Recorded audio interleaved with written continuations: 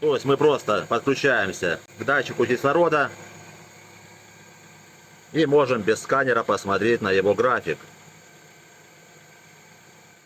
Прибор находится в довольно красочной, хорошей упаковке. На упаковку нанесена вся необходимая информация. В частности, что прибор может измерять постоянный переменный ток, постоянное переменное напряжение, сопротивление, прозвонка, проверка диодов, проверка емкости, то есть конденсаторов, проверка частоты, температуры, проверка фаза либо ноль, а также индикатор скрытой проводки. Помимо самого прибора у нас щупы, довольно мягкие, с защитными колпачками, как с одной стороны, так и с другой. Щуп довольно тонкий.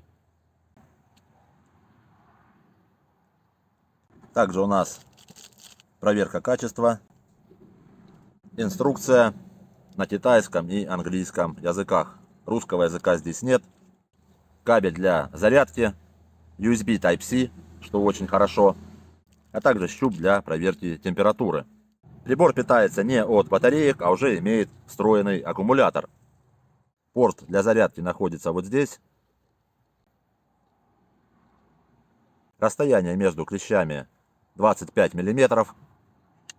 Отличительная особенность прибора заключается в том, что он может измерять не только переменный ток, но и постоянный ток, что встречается довольно нечасто.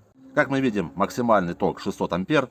У прибора всего несколько клавиш управления, 5 клавиш на передней панели и одна клавиша на боковой панели, клавиша включения фонарика. И она же клавиша переключения режима работы экрана, то есть темная тема, либо светлая тема. Кнопка включения.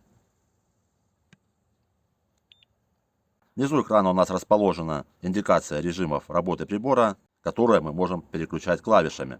Каждая клавиша имеет несколько своих назначений. Переключение между режимами выполняется боковыми клавишами вправо и влево. То есть при однократном нажатии этих двух клавиш мы можем переключаться между режимами работы прибора. Измерение тока, измерение напряжения, измерение сопротивления, прозвонка и проверка диодов, измерение емкости, то есть проверка конденсаторов, проверка частоты и температуры, а также индикатор фазного напряжения и детектор скрытой проводки.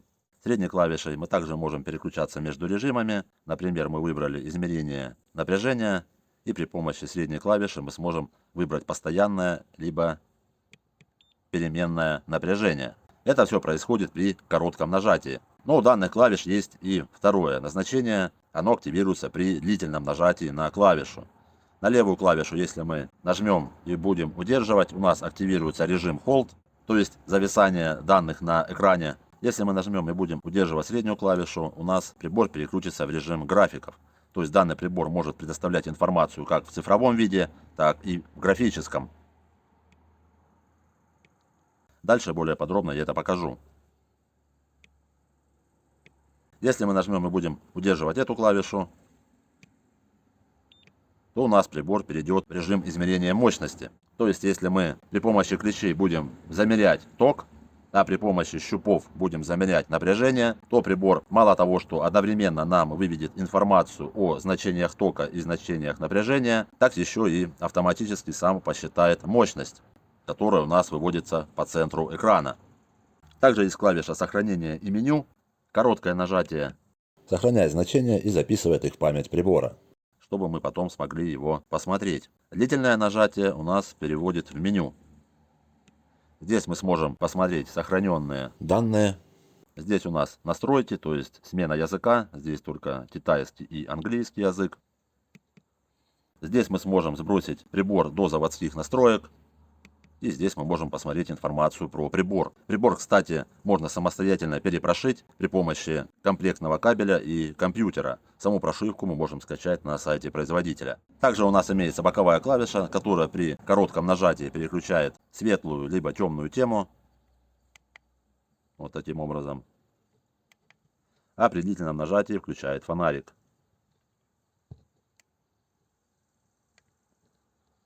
Отдельно хочется отметить фонарик. Он не просто светодиод, а имеет рассеиватель, что встречается довольно нечасто. Поэтому это очень удобно, потому что свет у нас бьет не просто лучом, а рассеивает именно в то место, куда нам необходимо подключить, к примеру, токовые клещи. Также даже если не подключать щуп для измерения температуры, то прибор все равно покажет окружающую температуру, которая находится в зоне нахождения прибора. Вот в данный момент у нас действительно 27 градусов. Экран очень хороший, видно под любым углом, под каким углом бы я ни смотрел. Я так и не нашел положения, при котором портится картинка.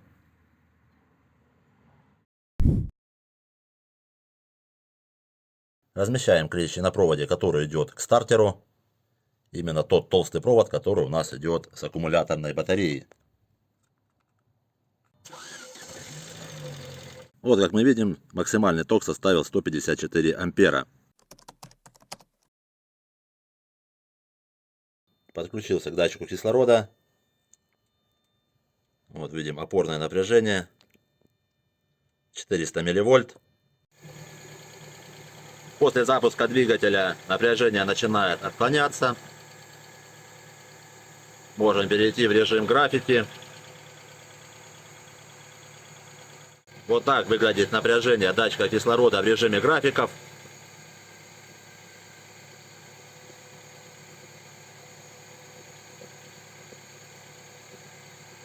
То есть при помощи данного прибора можно даже в особых случаях обойтись и без сканера.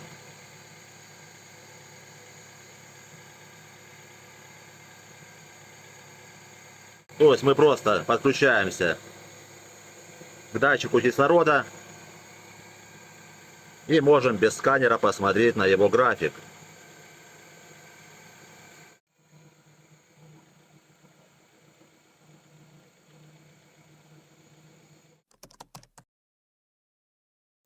Напряжение на аккумуляторной батарее. Включаем проверку скрытой проводки, либо наличие напряжения в проводке.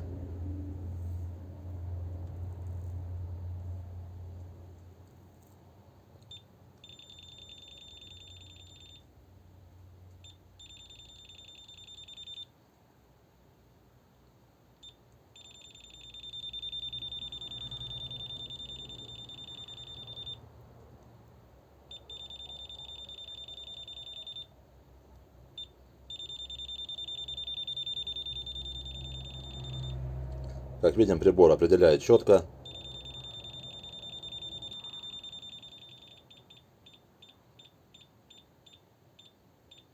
Вот на расстоянии.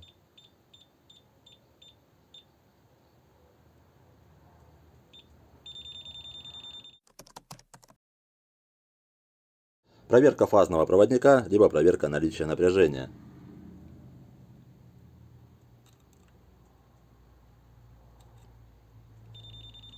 Вот фаза.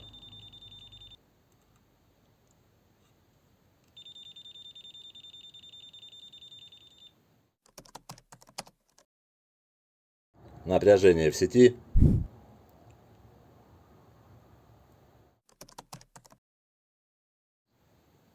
Частота в розетке.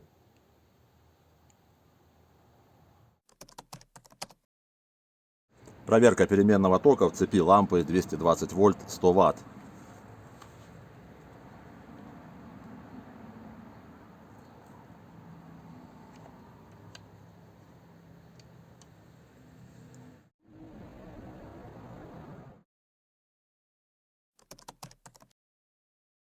Подключил щуп для измерения температуры. Температура 20 градусов. Сейчас включу кондиционер.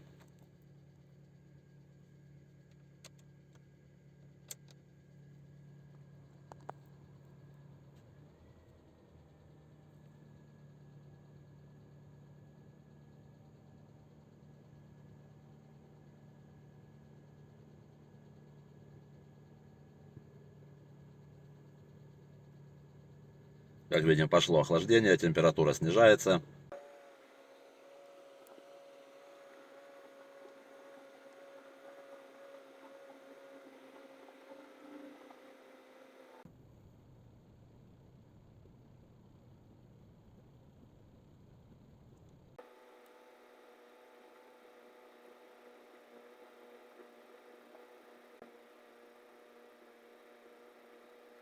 На улице у нас сейчас 24 градуса. Это можно увидеть по показаниям максимальной температуры.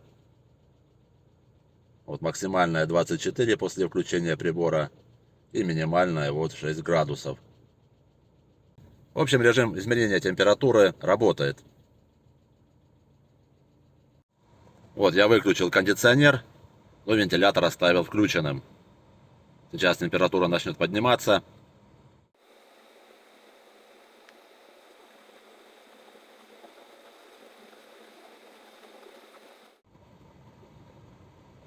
Вот такой прибор, друзья. Приобрести его вы сможете при желании по ссылке в описании.